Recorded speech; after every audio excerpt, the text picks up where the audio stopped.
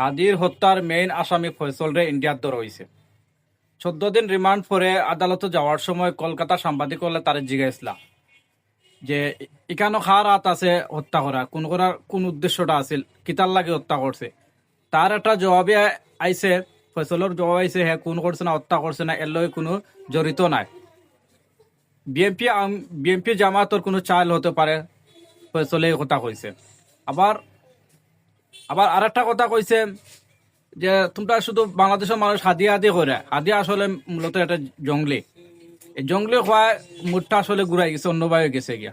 বিষয়টা এখন খুব জটিল হয়ে গেছে। আগে যেবারে মুরা আছিল এখন কি এই মুডটা ঘুরাই লিছে।